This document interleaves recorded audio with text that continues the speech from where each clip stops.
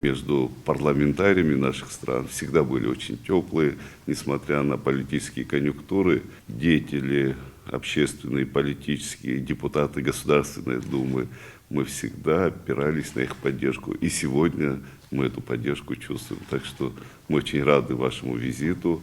Знаем, что в рамках вашей поездки вы принимаете участие в форуме «Единой Абхазии». Я считаю, что это очередной показатель и очередной сигнал нашим гражданам, что мы близки друг к другу и готовы взаимодействовать на благо граждан наших стран. Добро пожаловать, рады вас видеть. Партии, где ключевое слово – это «единое», партии, которые настаивают на том, что объединяясь мы побеждаем те самые недружественные конъюнктуры, невзгоды, неверие, может быть, общественное в перспективы. Это как раз то, что нас не только сближает, но и объединяет.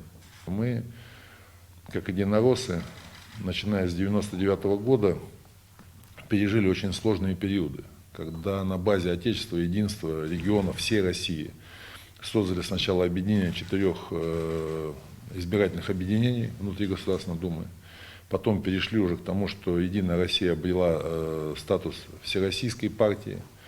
А потом мы достигли таких возможностей, что даже президент нашего государства Владимир Владимирович Путин четко продемонстрировал, что он опирается на нас, как на решающую силу, возглавил наши списки на 2 парламентских кампаниях. И сегодня мы обеспечиваем ответственную политику на полях нашего 2-палатного парламента по 2 причинам.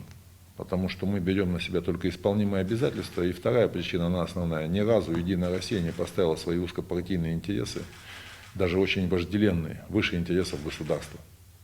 И вот об этом сегодня мы со Светланой Сергеевной предполагаем говорить с нашими коллегами и надеемся, что они также ответственно продолжат курс, и чтобы вы смогли опираться на них в дальнейшей ответственной работе по построению сильной государственности и к оформлению наших более четких, сформулированных взаимоответственных отношений между Российской Федерацией и Республикой Абхазия.